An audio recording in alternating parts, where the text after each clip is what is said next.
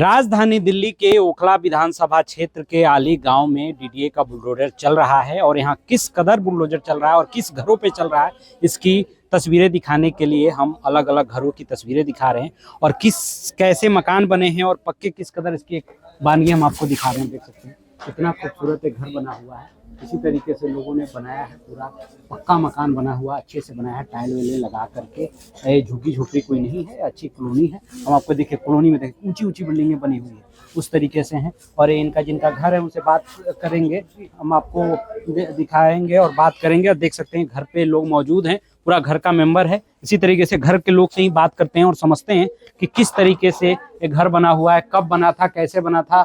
अब देख सकते हैं पूरा घर दिखा देते हैं, कितना अच्छा और अच्छे से बनाया गया है। काफ़ी ये फ्लोर टाइल्स वगैरह लगाए गए हैं, अच्छे बनाए गए हैं। और यहाँ पे घर के मेंबर हैं, उन लोगों से बात कर लेते हैं। महिला आपका घर है, ये रो भी रही हैं क्योंकि घर टूट रहा है। काफ़ी लोग, किसी के लिए भी घर जब टूटता है तो उसके लिए काफ़ी दुखदाई होता है।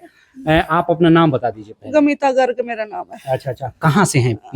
पीछे से हम राजस्थान से। अच्छा, तो यहाँ पे कब लिया था जमीन आपने? अभी लिया था हमने 5-6 साल। हाँ, 5-6 साल पहले। हाँ। कैसे लिया था आपने, कितने पैसे में लिए थे? हमने 70,000 रुपए गज में लिया था। 70,000 रुपए में गज। हाँ। तो गांव से पैसे लाए थे या हमने ब्याज बट्टे पे, मैं 30 साल से किराए पर रह रहे थे यहाँ पे। हाँ। अब हमने पहला ही घर बनाया था, उसी के साथ हमारे साथ ये घटना घट गई। अच्छा, 12 जनवरी को पूछेंगे। हाँ, तो आपके घर में कौन कौन है? अब हम दोनों हैं, बाबा है, एक पोता है, बहू है, 2 बेटे हैं। तो आपकी पूरी पूंजी लग गई इसमें? पूरी पूंजी लग गई जीवन की मेरी। तो कितना खर्चा आया था घर लेने और बनाने में? कम से कम आ गया 70 लाख के आसपास। अच्छा, आप सब आज लाइट काट? आज 12 बजे लाइट काटी। हमारे को यही नहीं पता कि लाइट कटेगी, कुछ होएगा आज। हमारे को यही नहीं पता। 12 बजे लाइट कटी है, बाद में बाहर बुलडोजर आए, एकदम गेट तोड़ा, एकदम अंदर हमला करा उन लोगों ने। जेसीबी यहाँ तक आई है। अब आपकी सरकार से कुछ मांग वगैरह है? सरकार से यही मांग है कि हमारा घर बचाया जाए, नहीं बचे तो हमारी रकम वापसी दी जाए, जो लागत लगी। जी, आप अपना नाम बताइए। मेरा नाम रमेश गर्ग है जी। रमेश गर्ग जी, आपने घर बनाया है, काफी शौक से बनाता है कोई भी घर। कितने खर्च लग गए और अब टूटने की बारी आ गई है? करीब वही 70 लाख रुपए के आसपास लग गए जमीन और बनाने में। जमीन कितनी की ली थी आपने? जमीन जो है जी हमने 70,000 रुपए गज के हिसाब से ली थी, तो करीब 35 से 40 लाख रुपए की जमीन बैठी है और 20 से 25 लाख रुपए हमारे बनाने में लग गया।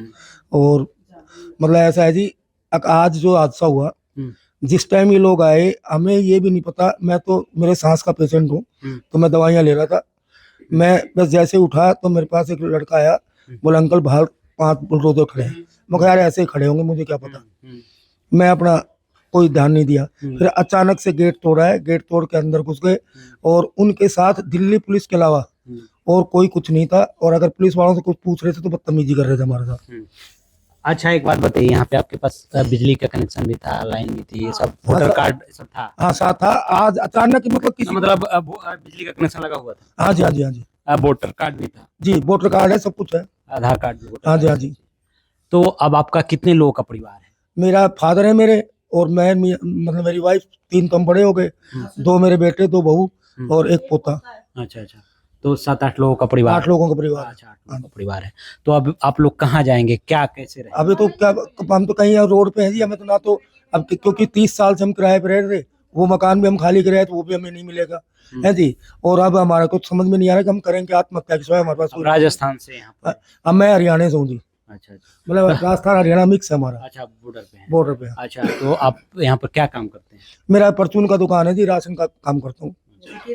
हाँ, और भी कुछ लोग हैं घर के मेंबर। जी, आप अपना नाम बताइए। मेरा बीना अग्रवाल। बीना जी, आप भी यहीं, आपका भी घर है? नहीं, मेरी समधन जी है। अच्छा अच्छा, समझ। हाँ, अभी बहुत मुश्किल से ये मकान जमाई जी ने कर्ज करके लिया है, बहुत ज्यादा कर्जा उर्जा करके। मैं मना भी कर रही थी कि बेटा कर्जा उर्जा मत करके लो, तुम्हारे पास है तो बना लो, नहीं तो मत लो बेशक।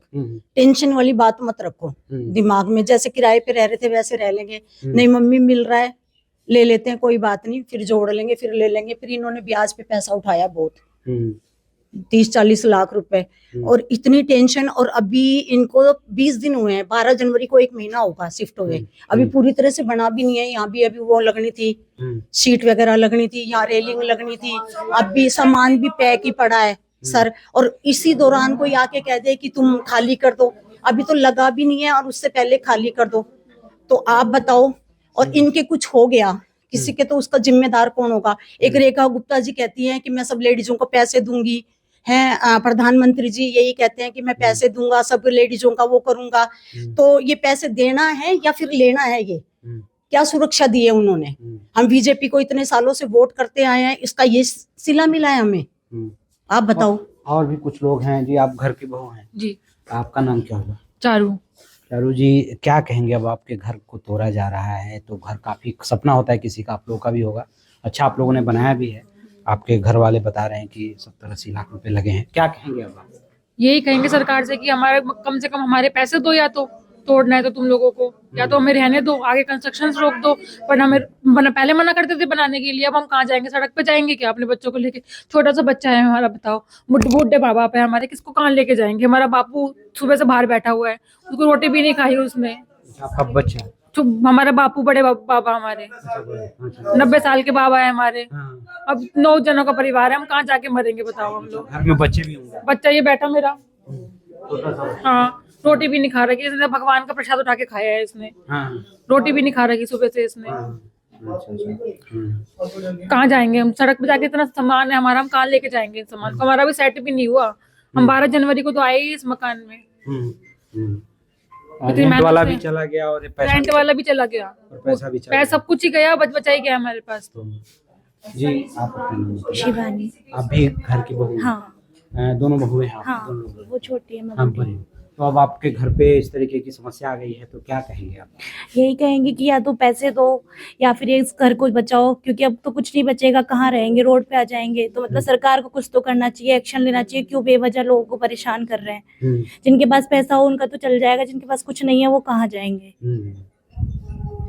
अब देख सकते हैं घर कितना अच्छा बना हुआ है, काफ़ी खूबसूरत घर इन लोगों ने बनाया है, लेकिन अब इस घर पे टूटने का खतरा उत्पन्न हो गया है और बिजली वगैरह काट दी गई है और एक घर के लोग जो हैं वो काफ़ी सदमे में हैं, क्योंकि 70 लाख के करीब लगा करके ज़मीन खरीद करके और घर बनाने में इनको खर्चा आया है और अब इस घर को तोड़ा जा रहा है, तो लोग काफ़ी परेशान हैं। इनका यही कहना है कि जब ये अवैध जगह था, सरकार की ज़मीन थी, तो जब हम लोग बना रहे थे तब क्यों नहीं रोका गया? तमाम सवाल इनके भी हैं जो जायज़ भी हैं, उन अधिकारियों को देखना चाहिए। तब जब प्लॉटिंग की जाती है और ऐसी जगहों पर लोग जो आम लोग होते हैं उनको बेच दिया जाता है और बेचने वाले निकल जाते हैं बेच के, तब पकड़ना चाहिए, तब रोकना चाहिए, प्लॉटिंग पे कार्रवाई होनी चाहिए। लेकिन तब जू नहीं रेंगती इस अधिकारियों की, और जब एक आम लोग जब खरीद लेते हैं, उनका पैसा लग जाता है, तब उनके साथ धोखा होता है।